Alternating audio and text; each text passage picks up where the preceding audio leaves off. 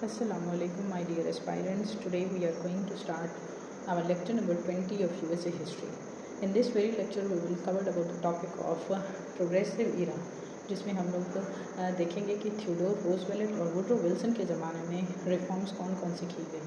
अच्छा, याद रखिएगा कि कहीं पे भी अगर प्रोग्रेसिव era का कॉन्सेप्ट जो है ना मतलब उसका जिक्र किया जाता है यूएसए की हिस्ट्री में, तो आप लोग उसको डायरेक्टली लिंक करेंगे थियोडोर रूजवेल्ट से और वुडरो विल्सन से। ठीक है, ये टाइम पीरियड 1900 से 1914 तक का टाइम पीरियड है। ये वो टाइम पीरियड है जिसमें यूएसए जो है ना वो बहुत ज़्यादा ग्रो करता है, इन अ सेंस कि वो टेक्नोलॉजी में खुद को ग्रो अप करता है, उसकी इकोनॉमी ग्रो होती है और किस तरीके से वो मतलब डिफरेंट जो भी टेक्नोलॉजीज़ हैं जिसमें हम लोग देखते हैं कि बल्ब की ईजाद होती है, लाइट इंजन बनता है, कार्स आती हैं। ठीक है, ये जो यूएसए की हिस्ट्री का टाइम पीरियड है ना, ये एक्चुअली में प्रोग्रेस को शो करता है यूएसए की हिस्ट्री में। इसमें हम लोग इसको डायरेक्टली लिंक करेंगे थियोडोर रूजवेल्ट से। थियोडोर रूजवेल्ट 1901 को प्रेसिडेंट मैकिनले, क्योंकि मतलब एक छोटा गाय होता है लॉन स्कूल्स, ठीक है, वो लोन स्कूल्स 1901 में जब प्रेसिडेंट मैकिनले को शूट करके डेथ कर दिया जाता है, तो प्रेसिडेंट जो है ना वो एक हफ्ते के बाद उनकी डेथ हो जाती है। 6 सितंबर को वो बनते हैं, 14 सितंबर को उनकी डेथ हो जाती है। तो उनके जो सक्सेसर बनते हैं ना वो रूजवेल्ट बनते हैं एज अ न्यू प्रेसिडेंट। ये अपनी पॉलिसी जो है ना वो सेम रखते हैं जो कि मैकिनले की पॉलिसीज़ होती हैं। इसमें हम लोग देखते हैं कि उसने चाइल्ड लेबर लॉज के हवाले से किस तरह से रिफॉर्म्स को इंट्रोड्यूस किया, फूड और ड्रग की रेगुलेशन किस तरीके से की, कंजर्वेशन किस तरीके से की, रेल रोड्स के हवाले से रिफॉर्म्स किस तरह से इंट्रोड्यूस करवाई, और ट्रस्ट बस्टिंग का एक कॉन्सेप्ट है, यानी ट्रस्ट को किस तरह से बिल्ड करना है, एफडीआई फॉरेन डायरेक्ट इन्वेस्टमेंट अपनी कंट्रीज़ में किस तरीके से लानी है, ये सारा कुछ किसने किया, थियोडोर रूजवेल्ट ने किया। थियोडोर रूजवेल्ट ने किन की पॉलिसी को अपनाए रखा, मैकिनले की पॉलिसी को अपनाए रखा। इसमें जो है ना एक उनके ज़माने में एक एक्ट साइन किया जाता है, शर्मीन एंटी ट्रस्ट एक्ट। ठीक है, इस एक्ट के मुताबिक क्या होता है कि ट्रस्ट बिल्डिंग की जाती है, यानी लोगों को के दरमियान में ट्रस्ट बिल्ड किया जाएगा। और वो ट्रस्ट किस बेसिस के ऊपर होगा, ट्रस्ट जो है ना इस बेसिस के ऊपर होगा कि लोगों को ना फॉरेन डायरेक्ट इन्वेस्टमेंट के लिए कायल किया जाएगा। लोगों को ये कहा जाएगा कि किस तरीके से आप लोग इन्वेस्टमेंट कर सकते हैं, उनको मतलब एतमाद में लिया जाएगा, कंप्लीट कंट्रोल होगा मार्केट में, मतलब मार्केट किस तरीके से चलेगी और मार्केट में कंप्लीट कंट्रोल किन के अंडर जाएगा, वो वहीं जो इन्वेस्ट करेंगे। ठीक है, इसमें एक और एक्ट भी साइन किया जाता है जिसको हम लोग हैपबर्न एक्ट बोलते हैं। हैपबर्न एक्ट भी जो है ना इसी ज़माने में साइन किया जाता है। हैपबर्न एक्ट एक्चुअली में किससे रिलेटेड है, हैपबर्न एक्ट मैंने शर्मीन एंटी ट्रस्ट एक्ट का तो बता दिया है कि किस तरीके से लोगों में ट्रस्ट बिल्डिंग की जाएगी for the purpose of FDI. ठीक है, यहाँ पर तो एफडीआई होगा।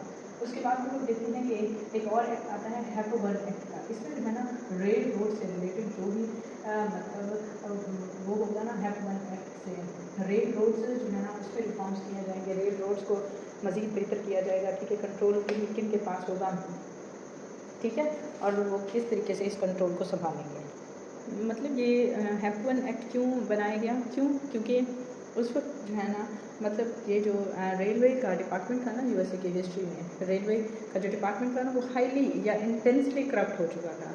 उसको पॉलिटिक्स ने, बिजनेस ने अपने पंजे इस तरीके से जकड़े हुए थे कि उसमें तरह तरह की जो भी मतलब करप्शन के काम थे या जो भी मिसलीडिंग्स थी ना वो रेल रोड्स या उसी के कामों में हो रही थी। इसमें जो है ना रूजवेल्ट बोलते हैं कि my aim was not to smash corporation but to thrive out of the politics. वो चाहते थे कि मेरा मकसद ये है कि मैं इन कॉरपोरेशंस को ख़त्म ना करूं बल्कि इन कॉरपोरेशंस को पॉलिटिक्स से आज़ाद करूं, ताकि ये लोग अपना सही तरीके से काम कर सकें और ये कि लोग इनको फिर अच्छा समझें, ये बेस्ट तरीके से ट्रीट किए जाएँ। इसमें हम लोग एक और कॉन्सेप्ट देखेंगे कि ओरिजिन प्रोग्रेसिव रिफॉर्म्स रूजवेल्ट के ज़माने में कैसे हैं। ओरिजिन में हम लोग दो चीज़ों को देखते हैं। ठीक है, उसमें एक है इनिशिएटिव और दूसरा है रेफरेंडम। इनिशिएटिव के कॉन्सेप्ट में हम लोग देखते हैं कि इस ग्रुप में क्या रखा जाता है, वोटर्स को जो है ना एनेबल कर दिया जाता है कि वो लॉज को अपने लॉज बनाने में अपने आइडियाज़ दें। ठीक है, इनिशिएटिव में क्या किया जाएगा, लॉज को बनाने के लिए डिफरेंट वोटर के ग्रुप्स को इनेबल किया जाएगा और उनमें इंट्रोड्यूस करवाया जाएगा कि किस तरीके से आप लोग आइडियाज़ दे सकते हैं, ठीक है। रेफरेंडम में क्या होगा कि मतलब वोटिंग राइट्स लोगों को दिए जाएंगे कि अगर कोई लॉ पास हो रहा है तो लोगों का क्या हक़ राय दही वो इस्तेमाल कर रहे हैं, क्या लोग इसके हक़ में हैं कि ये एक्ट पास किया जाए, ठीक है।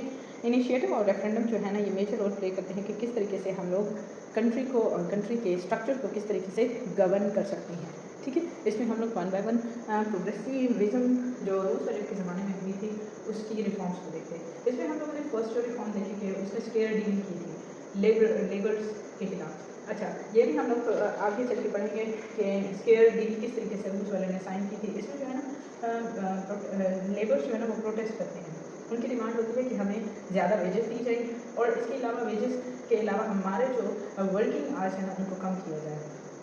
लेकिन ओनर्स जो है ना उनको ये राइट्स देने से मतलब वो हो रहे होते हैं, कतरा रहे होते हैं, वो इसलिए कि लेबर्स उनसे ज़्यादा काम लेते हैं, अपने प्रॉफिट को मैक्सिमाइज करते हैं, जबकि उनको उनकी उसी डेली वेजेस के ऊपर रखते हैं और काम उनसे ज़्यादा लेते हैं।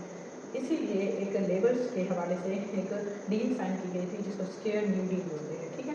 हैप्पीबर्न act I already explain. Pure food और ड्रग से रिलेटेड एक एक्ट पास किया गया कि लोगों को प्योर और हेल्दी फूड प्रोवाइड की जाएगी और ड्रग्स को ख़त्म किया जाएगा, ठीक है। और ड्रग्स जो भी बनाई जाएंगी for the purpose of medicine वो किस तरीके से कैसे मतलब उनको उनकी क्वालिटी को अच्छा किया जाए। रिजर्व इनिशिएटिव्स में हम लोग देखते हैं कि इसमें रूजवेल्ट रिसोर्सेज के रिजर्व को सिक्योर करने के लिए कुछ इनिशिएटिव्स लेते हैं, ठीक है। वनीला ट्रीटी जो है ना वो नवंबर 10, 1903 में साइन की है, ठीक है। इसमें मोस्टली ये था कि किस तरीके से ना हैप्पीबर्न एक्ट की तरह का ही था जिसपे मैं ऑलरेडी एक्सप्लेन कर चुकी हूँ कि हैप्पीबर्न एक्ट में ना रेल रोड से रिलेटेड जो थी ना करप्शन और उसमें मिसलीडिंग्स किस तरीके से खत्म की जाएंगी, ये वनीला ट्रीटी का हिस्सा था। न्यू लैंड एक्ट बनाया गया। इसमें जो है ना डायरेक्टली क्या होगा कि एरिड लैंड की जो सेल होगी ना, ठीक है, वो सेमी एरिड लैंड जो वेस्ट में है ना वो किस तरह से मतलब देखिए अब जो एरिड लैंड है उस पर कंस्ट्रक्शन करनी चाहिए और जो अच्छी ज़मीन है उस पर काश्तकारी करनी चाहिए। इसके लिए एक लॉ पास किया गया जिसको न्यू लैंड लॉ बोलते हैं, ठीक है। प्रोग्रेसिविज्म की रिफॉर्म्स इंट्रोड्यूस की गई जिसमें मैंने एंटी ट्रस्ट एक्ट, हैप्पीबर्न एक्ट का बताया। मीट इंस्पेक्शन एक्ट का मैं ये है कि मीट इंस्पेक्शन एक्ट में क्या होगा कि इस एक्ट में जो है ना मीट जो पैकेट्स में मिलेगा ना वो किस तरीके से क्लीन होगा, ठीक है। ये था हमारा प्रोग्रेसिविज्म में रूजवेल्ट का कॉन्सेप्ट। नेक्स्ट हम लोग देखते हैं कि किस तरह से वुडरो विल्सन अपना रोल प्ले करते हैं। वुडरो विल्सन किस तरीके से अपना रोल प्ले करते हैं इन प्रोग्रेसिव इरा, ठीक है। यहाँ पे थोडो रूजवेल्ट का मैं एक्सप्लेन कर चुकी हूँ। नेक्स्ट जो हमारा है ना वो है वुडरो विल्सन का, ठीक है। अब वुडरो विल्सन की सेम वही रिफॉर्म्स का बताऊँगी, ठीक है, ताकि मज़ीद आपको समझ आ सके कि वुडरो विल्सन ने किस तरीके से प्रोग्रेसिविज्म के टाइम पीरियड में रिफॉर्म्स को इंट्रोड्यूस करवाया। प्रोग्रेसिविज्म विल्सन के ज़माने में जो है ना, विल्सन जो है ना अमेरिकन हिस्ट्री में एक स्ट्राइकिंग फिगर के तौर पर माने जाते हैं क्योंकि इन्होंने फर्स्ट टाइम जो है थे ना बहुत सारे इंटेलेक्चुअल्स और स्कॉलर्स को इकट्ठे करके अपनी एक आप लोग समझते हैं कि अपनी सेनेट में बिठाया था क्योंकि वो पॉलिटिक्स को मॉरल वैल्यूज़ देते थे और इंटरनेशनल अफेयर्स के थ्रू एक बिगर लेंस से देखते थे। इसमें जो थी ना आप लोग बता सकते हैं कि किस तरह से एलोक्वेंस और पोइटिक चार्म जो था ना इंट्रोड्यूस करवाया गया उस ज़माने में। क्यों? क्योंकि उस वक्त जो था ना लोगों को पढ़ाई की अहमियत और उससे रिलेटेड जो भी टेक्नोलॉजीज़ थी, ठीक है, उनके बारे में मज़ीद बेहतर से बेहतर काम किए जा रहे थे, ठीक है। इसमें हम लोग रिफॉर्म्स को देखते हैं कि किस तरह से वुडरो विल्सन ने रिफॉर्म्स को इंट्रोड्यूस करवाया। उन्होंने क्या किया कि टैरिफ को कम से कम कर दिया, ठीक है। सेम यही रिफॉर्म्स रहने दें, वन बाय वन बताते जाती हूँ कि किस तरीके से ना इसने रिफॉर्म्स को इंट्रोड्यूस करवाया। आई होप ये वाली जो रिफॉर्म्स हैं वो क्लियर है आपको। इसमें जो है ना उसने टैरिफ को कम कर दिया, ठीक है, टैरिफ को लो कर दिया। उसके बाद उन्होंने क्या किया कि जो गुड्स की प्राइसेस हैं ना उनको भी कम कर दिया, गुड्स प्राइस डिक्रीज, ठीक है। उसके बाद क्या किया गया कि इसमें जो है ना एक फेडरल रिजर्व एक्ट पास किया गया जिसमें जो गवर्नमेंट के रिजर्व्स है ना उनको किस तरीके से संभाला जाएगा, ठीक है, उनको किस तरीके से कंट्रोल किया जाएगा ताकि वो गलत चीज़ों में गलत जगहों पर इस्तेमाल ना हो, ठीक है। फेडरल ट्रेड कमीशन बनाया गया, यानी ट्रेड का कैसे कहाँ और किन मुल्कों के साथ होगी और किस बेसिस के ऊपर होगी, ये भी वुडरो विल्सन के ज़माने में तय पाया गया कि फेडरल ट्रेड किस तरीके से होगी। उसके बाद हम लोग देखते हैं कि अमेरिकन को फाइनली समझ आ गए थे कि यूएसए की जो रियलिटी है ना वो क्या है कि हम लोग वॉर्स की तरफ ना जाएं, ठीक है। अपनी प्रोग्रेस की तरफ अगर हम तवज्जो देंगे तो हम लोग किस तरीके से तरक्की कर सकते हैं। ये है हमारे वोटर विजन के रिफॉर्म्स, जिसमें टैरिफ को उसने कम किया, प्राइस ऑफ गुड्स को कम किया, फेडरल रिजर्व एक्ट लाया और फेडरल ट्रेड कब कैसे और किस तरीके से की जाएगी ये भी उसमें मेंशन था, ठीक है। वुडरो विल्सन ने अपने ज़माने में विल्सन 14 पॉइंट्स दिए थे। विल्सन के 14 पॉइंट्स जो है ना वो मैं एक्सप्लेन कर देती हूँ, ठीक है। विल्सन के 14 पॉइंट्स में क्या था, देखिए जो फर्स्ट 4 पॉइंट्स थे ना वो किससे रिलेटेड थे कि सीज को जो है ना वो फ्रीडम दी जाएगी, सीक्रेट ट्रीटीज़ को ख़त्म किया जाएगा, टैरिफ को कम किया जाएगा और मिलिट्री स्पेंडिंग्स को भी कम किया जाएगा, ठीक है। उसके बाद 5 से 13 तक जो पॉइंट्स थे ना विल्सन के 14 पॉइंट्स थे, उसमें जो है ना इंडिपेंडेंस दी जाएगी, यानी यूरोप का जो कॉलोनियल लेगेसी है ना वो यूरोप ख़त्म करेगा।